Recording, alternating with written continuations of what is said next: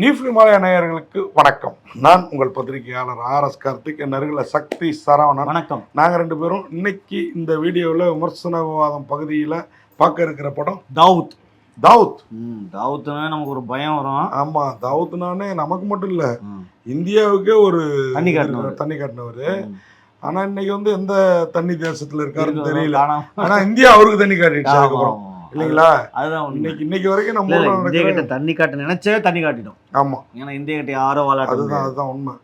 இன்னைக்கு பாருங்க, அந்த டெல்லியில் நடந்த குண்டு வெடிப்பு கூட நமக்கு அவ்வளவு வருத்தமா இருக்குது.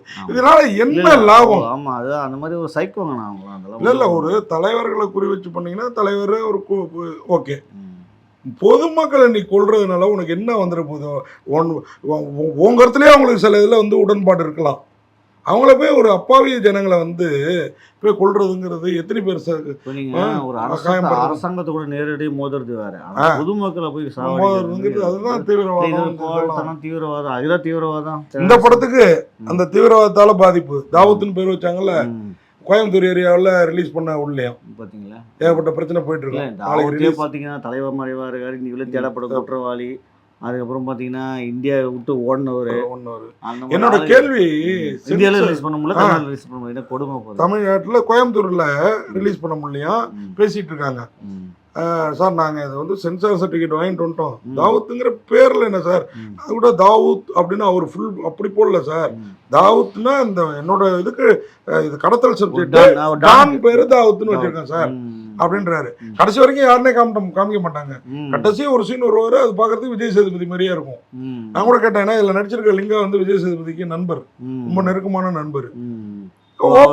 ஓப்பனிங் என்னன்னா, ஒரு கார் டிரைவருங்க, அவருக்கு ஒரு ஏரியாவில் இருப்பார். அந்த ஏரியாவில் ஒருத்தன் வந்து பயங்கர அவன்கிட்ட வச்சுக்காதா, இது அவனோட ஹோட்டல் தான், இது அவனோடது தான், ஐயோ அவன்கிட்ட வச்சுக்காதம்பாங்க. அவன் இந்த காரில் வந்து அவருடைய காதலி அடிக்கடி ஏறி போயிட்டு வரும். அந்த பொண்ணு பார்த்தீங்கன்னா ஒரு நாள் டாக்டர் கட்டை போட்டு போவோம், ஒரு நாள் பைலட் கட்டை போட்டு போவோம், ஒரு நாள் நர்ஸு கட்டை போட்டு போவோம், இப்படி இருக்கும். இதை பார்த்துட்டு என்ன மேடம் உங்கள் என்னடா, நமக்கே ஃபர்ஸ்ட் சீன் பார்த்தோன்னா ஒரு ரவுடியோட ஒய்ஃப் டாக்டரா, ஒரு லவர் டாக்டரா உட்பின்னு சொன்னாங்க அப்படின்னு பார்த்தோம்னா,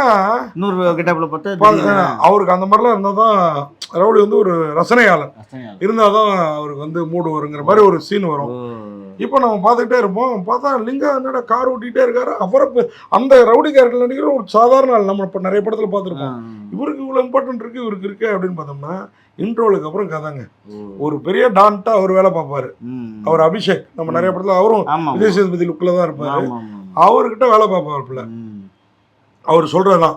இவங்க எல்லாருமே தாவூத்கிட்ட வேலை பார்ப்பாங்க. தாவூத்கிட்ட ரெண்டு குரூப், இன்னொருத்தர் சாயிதீனா. இவரு பண்ண வேண்டிய காரியத்தை கெடுத்து தாவூத்கிட்ட ஒரு பொருளை கொள்ளடிக்க சாயிதீனா ஒரு பக்கம், சாயிதீனா அதே தாவூத்தோட வேலையை எடுத்தா இவரு அவரை காலி பண்ணிட்டு வர்றதுக்கு. இப்ப யாருக்கும் தெரியாம புதுசா ஒரு ஆள் வேணும் அப்படின்னா நம்ம டிரைவரை யூஸ் பண்ண பார்ப்பாங்க. யூஸ் பண்ணா பின்னாடியே அவரை ஃபாலோ அப். என்னடா அதுன்னு பார்த்தா ஒரு கட்டத்துல நம்ம அபிஷேக் சொல்றதுலாம் மாறிக்கிட்டே இருக்கும்.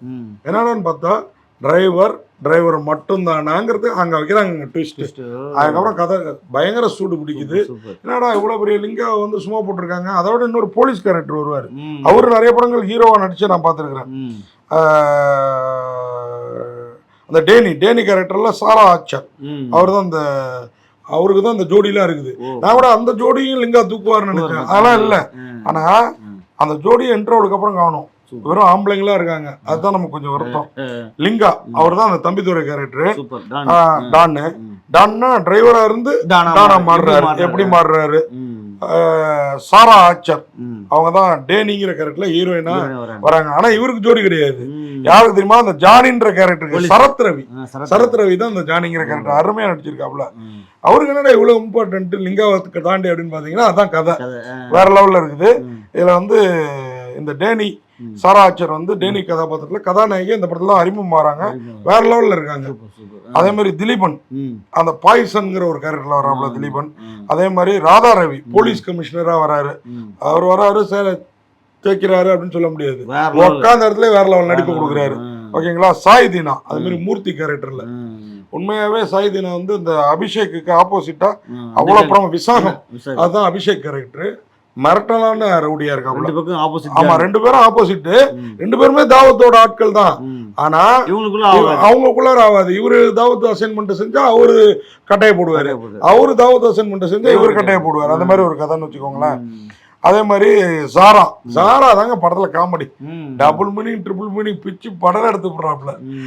ஈவினிங் ஆனா பூஜை நைட்டு வீட்டுல மணி அடிச்சுட்டே பூஜை பண்ணுவாரு. அவர் சொன்னார் அம்மா, ஐயோ அந்த தம்பி பூஜை பண்ணி தாங்க பிரசாதத்தை கொண்டு போய் கொடுங்க அப்படின்ட்டு சக்கரை பொங்கல் கொடுத்து விடும்.